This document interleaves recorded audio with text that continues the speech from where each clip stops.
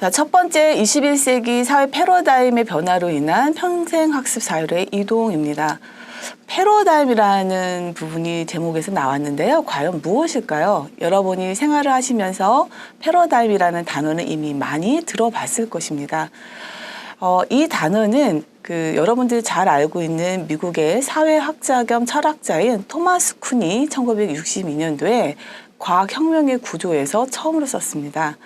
한 시대를 지배하는 과학적 인식, 이론, 관습, 사고, 관념, 가치관 등이 결합된 총체적인 틀 또는 개념의 집합체라고 하고 있습니다. 자, 좀 더 쉽게 설명을 해보면 위키피디아에서는 한 시대의 지식인들의 합의로 형성된 지식의 집합체다라고 설명을 하고 있습니다. 전문가들의 합의로 생성된 지식의 구조이기 때문에 사람들의 견해나 사고에 영향을 주고요. 개개인이 주어진 조건에서 생각하는 방식들을 설명한다고 합니다. 자, 그러면 이 패러다임에서 가장 중요한 것이 무엇이냐? 그 시대의 어떤 인식, 생각들을 담고 있기 때문에 그 시대 맥락이라는 것이 중요하다라고 볼 수가 있습니다. 여러분들이 잘 알고 있는 성공하는 사람들의 7가지 습관이라는 책에 썼던 그 스티브 코비 박사가요, 이 패러다임을 설명하면서 그 맥락의 중요성을 이야기했습니다. 한 가지 예를 한번 들어볼게요. 여러분들 지하철을 타고 가다 보면 웃고 떠들고 장난치는 아이들을 많이 볼 수가 있을 것입니다. 스티븐 코비 박사가 이 맥락이라는 부분을 설명을 하면서 다음과 같은 예를 들었는데요.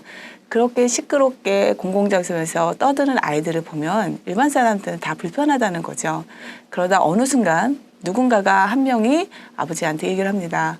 아이들이 너무 시끄럽다, 떠들다, 공공장소에서 이런 행동은 좀 문제가 있다라고 지적을 합니다. 이때까지만 해도 일반적으로 공공장소에서는 떠들면 안 된다라는 그런 인식의 틀을 가지고 있었던 거죠. 그런데 그 아버지가 이야기하기를 네, 죄송합니다. 제가 사실은 아이를 지금 케어하지 못할 수밖에 없었던 이유가 있었습니다. 오늘 이 아이의 어머니가 죽었습니다. 과연 이 아이들한테 어떻게 해야 될지 제가 그 생각도 못하다 보니 아이들을 케어하지 못했습니다. 라고 말했다라고 합니다. 그러고 나서 이 아이들의 시끄러움을 얘기했던 이 사람은 어떻게 됐을까요? 오히려 그 아이들이 치근해지고 어머니가 돌아가신 것도 모르고 저렇게 웃고 떠드는 그 모습을 보면서 많은 생각을 했을 거라는 겁니다. 순간 우리가 잘못됐다 맞다라고 판단하는 거, 이것이 정답이라고 생각했던 것도 그 시대의 어떤 사회 구조 또는 맥락 안에서 다르게 인식되어질 수 있다는 거죠. 평생학습 사회로 변화됐다고 하는데 어떠한 절차를 통해서 그 시대의 특징을 가지고 있는 사람들의 패러다임이 어떻게 변화했는지를 알아보는 것은 저희가 평생 교육, 평생 학습을 이해하는 데 있어서 가장 기본적인 틀이 될 것입니다. 우리가 살고 있는 21세기 사회는 많은 변화들이 일어나고 있습니다. 미국의 그 미래학자인 엘빈 토플러는 이런 사회의 흐름 변화를 전체적으로 4개의 물결로 정의를 했습니다. 그래서 각 시대별로 특징이 있었고 그런 특징을 발판으로 해서 지금의 이 다변화된 사회가 왔다라고 얘기를 하고 있지요. 엘빈 토플러가 얘기했던 첫 번째 제1의 물결에라고 표현하는 그 사회는 농경사회입니다. 여러분들 생각해 보시면 농경사회에서는 무엇이 가장 중요할까요? 씨앗을 뿌릴 수 있는 토지가 가장 중요한 자원이겠죠. 그리고 그 토지를 일구고 그 안에서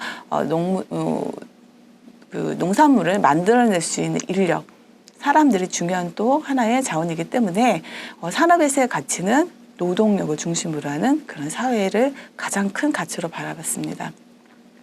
이것이 지나가서 제2의 물결인 산업사회를 말합니다.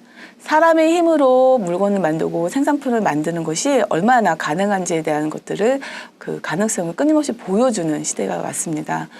기존의 농경사회에서는 본인이 필요한 만큼 재배해서 자연이 그 어떤 환경에 저항해가면서 남아있는 것만 취했다면 산업사회 이후에는 사람들이 어떤 힘을 넘어가지고 기계도 만들고 기술을 익히기 때문에 좀 더 많은 것을 생산하고 많은 것을 갖게 됩니다. 그래서 산업에서의 가치가 기술 집약 사회이고 자본 집약 사회라는 특징을 보여주고 있습니다. 그러다가 저희가 인터넷 혁명이라고 하지요. 컴퓨터라든지 이런 것들이 발달되면서